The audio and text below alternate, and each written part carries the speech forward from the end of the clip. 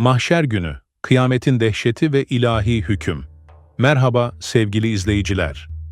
Bugün insanlık tarihinin en büyük ve en dehşet verici anlarından birini konuşacağız. Mahşer günü. Bu, tüm yaratılmışların bir araya toplandığı, hesapların görüldüğü, ilahi adaletin tecelli ettiği o muazzam gün. Hazırsanız, bu akıl almaz sahneyi birlikte hayal edelim. Kur'an'ın ve hadislerin ışığında o günün detaylarına inelim ve kalplerimizi titreten bu anı anlamaya çalışalım. Sura üfürülmesi ve mahşerin başlangıcı. O an geldiğinde göklerde ve yerde her şey sarsılacak. İsrafil aleyhisselamın sura üfürmesiyle kainatın düzeni altüst olacak. Dağlar yerinden oynayacak, denizler taşacak, gökyüzü yarılacak. Her bir canlı bu ilahi çağrıyı duyacak ve mahşer meydanında toplanacak. İnsanlar, hayvanlar, cinler, herkes çaresizce ve korku içinde Allah'ın huzurunda bir araya gelecek. Bu öyle bir toplanma ki ne bir eksik ne bir fazla. Her nefes alan o geniş meydanda hazır bulunacak.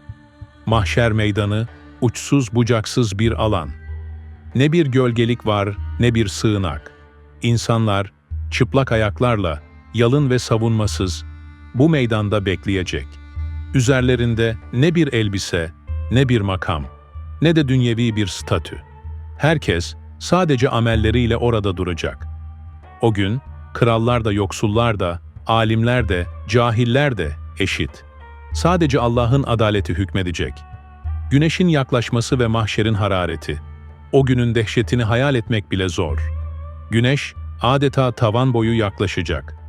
Öyle ki insanlar onun yakıcı sıcağı altında ter içinde kalacak. Kur'an'da güneş yaklaştırıldığı zaman Tekvir 81 1 diye tarif edilen bu an insanlığın dayanma sınırlarını zorlayacak. Mahşer meydanında susuzluk ve hararet öyle bir boyuta ulaşacak ki insanlar adeta kavrulacak. Ter, kimilerinin ayak bileklerine, kimilerinin dizlerine, kimilerinin ise boğazına kadar yükselecek. Bu, amellerine göre değişen bir azap.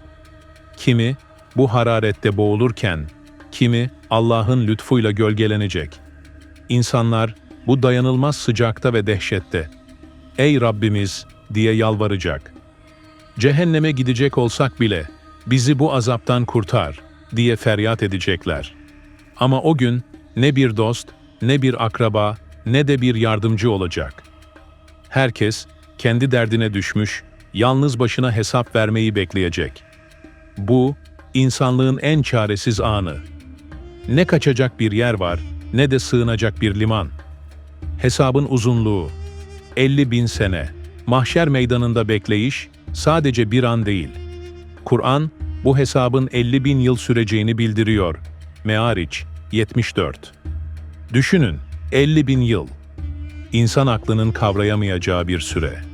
Bu, öyle bir bekleyiş ki, her bir saniyesi bir ömre bedel. İnsanlar, bu uzun süre boyunca amellerinin tartılmasını bekleyecek. Kiminin kitabı sağından, kiminin solundan, kiminin ise arkasından verilecek. Her bir amel, en ince detayına kadar sorgulanacak. Yaptığımız her iyilik, her kötülük, her söz, her bakış, hiçbir şey unutulmayacak. Bu uzun bekleyişte, insanların kalpleri korku ve ümitle dolacak. Kimi, Allah'ın rahmetine sığınacak. Kimi, günahlarının ağırlığı altında ezilecek. Ama o gün, Allah'ın emri ve hükmü, 7. kat semadan başlayarak, bütün kainata tecelli edecek. İlahi adalet, her zerreye ulaşacak. Gökyüzünün yıkılışı, eşi görülmemiş bir dehşet. Ve sonra, o müthiş an gelecek. 7. kat sema, yani gökyüzünün en üst tabakası, korkunç bir gürültüyle sarsılacak. Bu, öyle bir ses ki, ne bir kulak böyle bir şeyi işitmiş, ne bir göz böyle bir manzarayı görmüş. Kur'an bu anı, gök yarıldığı zaman, İnşikak 84 1 diye tarif eder. Bütün semalar birbiri ardına çökecek. Yıldızlar dökülecek, gökyüzü adeta bir perde gibi yırtılacak. Mahşer alanına kadar her şey, ilahi bir emir ile yok olacak. Bu, kainatın son perdesi. İnsan aklının hayal bile edemeyeceği bir manzara. İnsanlar, bu korkunç sarsıntı ve gürültü karşısında dona kalacak. Ne yapacaklarını, nereye kaçacaklarını bilemeyecekler. O an, sadece Allah'a teslimiyet kalacak. Herkes, ilahi kudretin karşısında boyun eğecek. Melekler ve cehennemin getirilişi, mahşer meydanında, melekler saf saf dizilmiş olacak. Her biri, Allah'ın emrine tam bir teslimiyetle hazır bekleyecek. Ve sonra, o dehşetli an gelecek. Cehennem, mahşer meydanına getirilecek. 70.000 zincirle bağlanmış, her bir zinciri 70.000 melek tarafından tutulan cehennem, adeta bir canavar gibi sürüklenecek. Bu, öyle bir manzara ki, melekler bile cehennemin azametini zapt etmekte zorlanacak.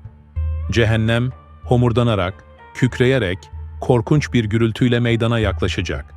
Kur'an'da, cehennem o gün yaklaştırılır.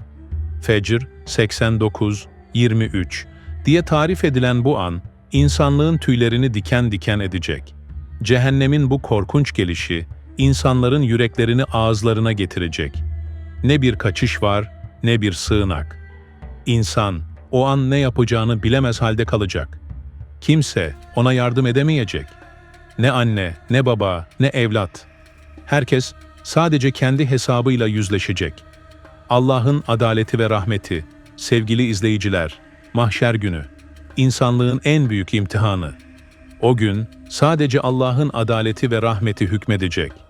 Bizler bu dünyadayken o dehşetli güne